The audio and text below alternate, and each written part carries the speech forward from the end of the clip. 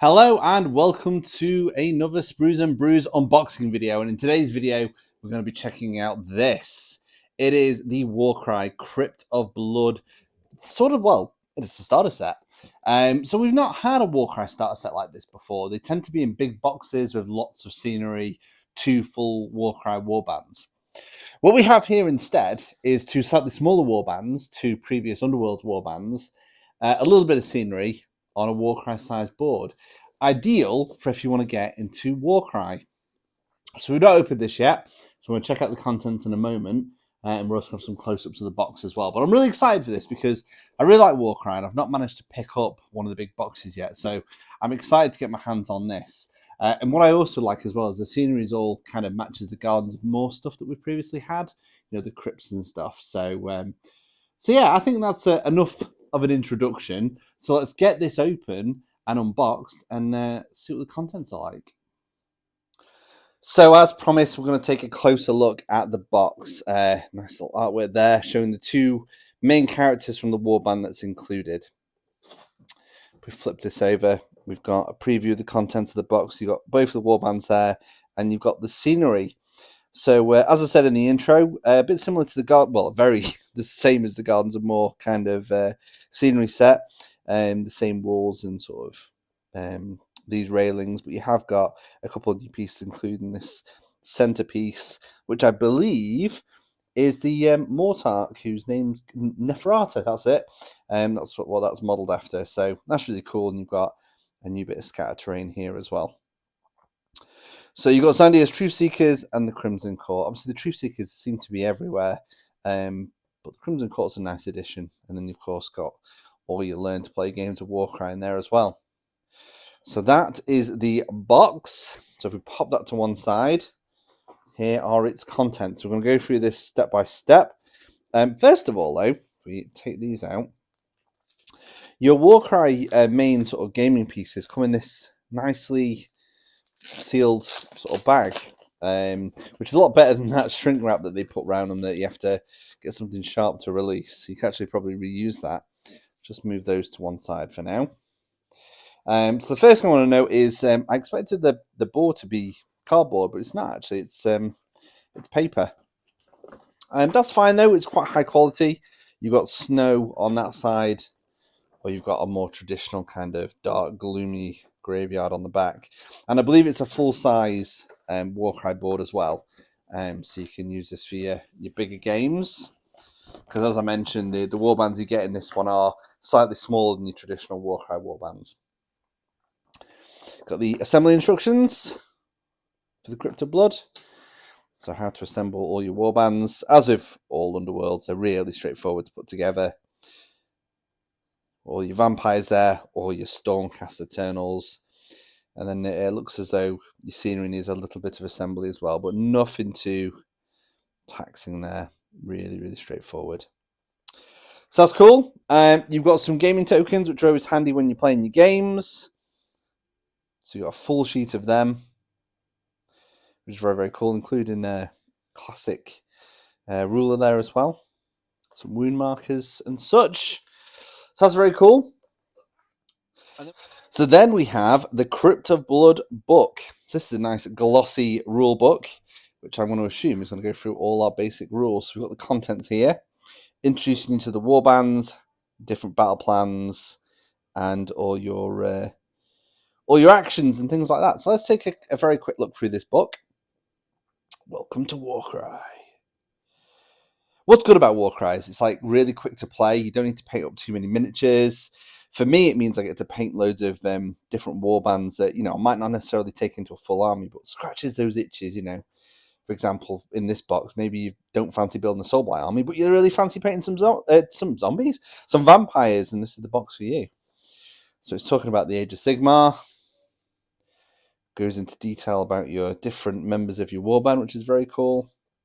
Something really nice about the quality of these books as well. The Crimson Court, which I've been wanting to get my hands on for ages, so I'm really happy they're in this box. Learning to play, going through all the box contents, always handy to to know. And building your miniatures. So obviously, this isn't your instructions. This is just like breaking down like how to be careful when you're assembling them in your basic levels of painting. And then to battle. So we've got 5 different battle plans.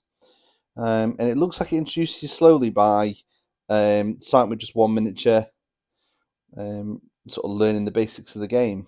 Because obviously, if you play Sigmar but have never played Warcry, it's a very different mechanic. You sort of roll dice before you start moving anything, and you attribute them to different abilities, which we'll see more of in a moment when we look at the character cards. So the battle plans are cool. It's like they've been laid out in such a way that it's going to teach you the game. Fangs and Fury, Battle Plan 2. It goes on talking about different activations and how you use your special abilities and stuff. So yeah. So they're not like match play battle plans. But if you're learning to play Warcry, then that's really handy. That looks like a full-blown game there. And as with all other Warcry sort of boxes and stuff, it tells you exactly where to put your terrain. So there's no guessing or putting them where you want. So there we go. There are your battle plans. So actually, there's quite a few. 7 in total. Then you've got the core rules. So it's as if you're just playing a full game of Warcry. You've got your battle sequence, your initiative phase. If you already play Warcry, then obviously this will all be stuff that you know. But if you're buying the starter set, getting into the game, you'll need to know all of this. How to play through each of your phases. All your different move actions. How you interact with terrain. Different abilities. So you've got your universal abilities there. And then each of your warbands have got their own core abilities as well that you can use. So where it says like double, triple, and quad, that's when you roll the dice. If you get, for example, 3 2s, that's a triple, and so on. Reactions. Again, some terrain rules. How to use cover and such. Objectives, how to use those in treasure tokens. Choosing your warband. Talks about allies and narrative play. And then continuing your quest. So this will be where you can expand upon this box. So it mentions you can buy the full core rulebook and the compendium, which allows you to build basically warbands at your Age of Sigmar collection. So if you don't fancy any of the warbands that you can buy, you can kind of build your own using that. And you've got different Warcry tomes. It's really building upon this box. So example of a couple of the newest ones there. Monsters and Allies, because you could do that too.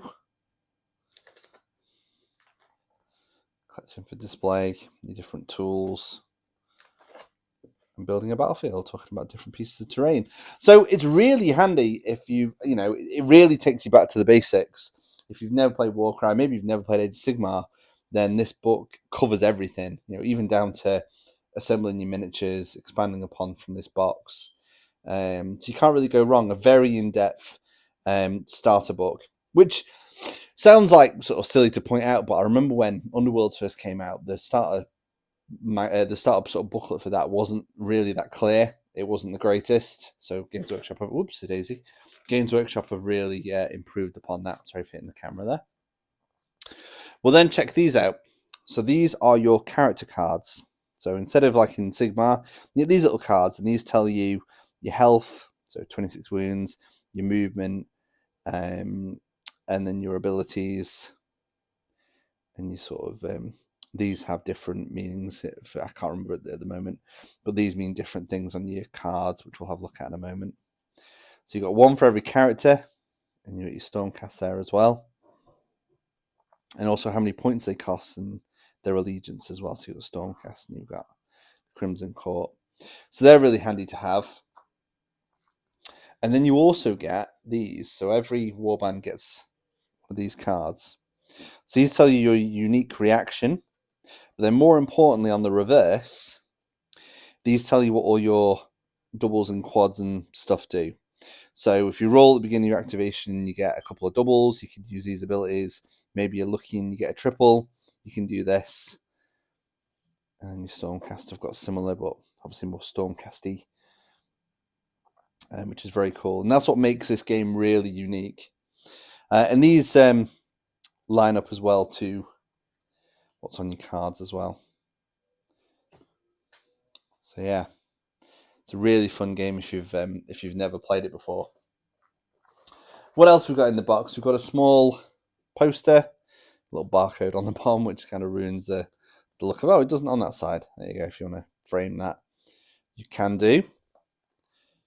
And then we come to some sprues at last. So this is your terrain sprue. Quite a bit of weight to this, mainly because you've got quite big, thick walls.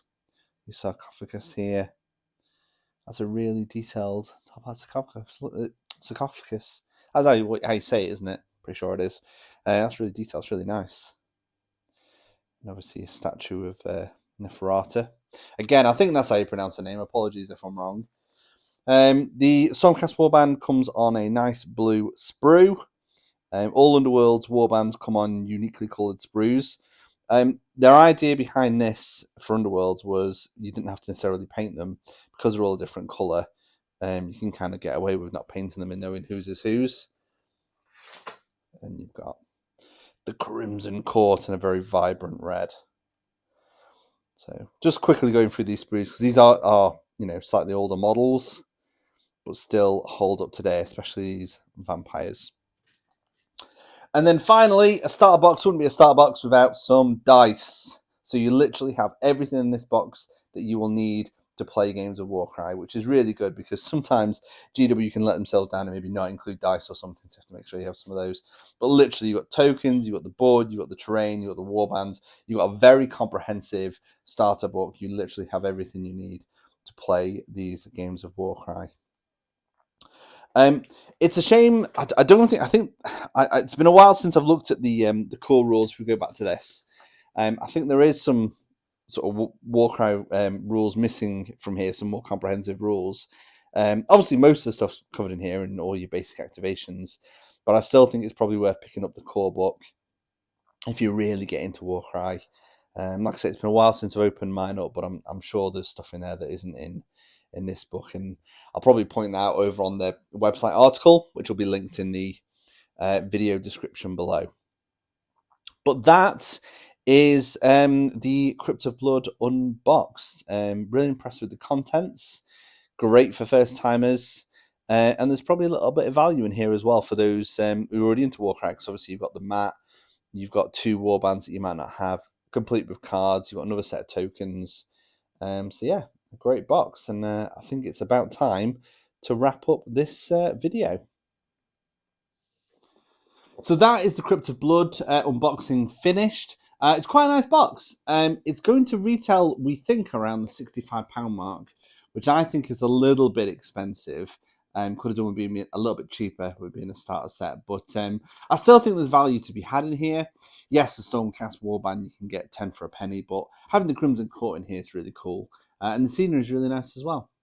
So yeah, really enjoyed unboxing that. Can't wait to have a play with it, try out the rules and stuff in the box, and yeah, play some more Warcry.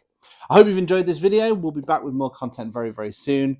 So subscribe if you haven't already, and also remember to check out all the other content over on spruesandbrews.com. Until next time, happy hobbying!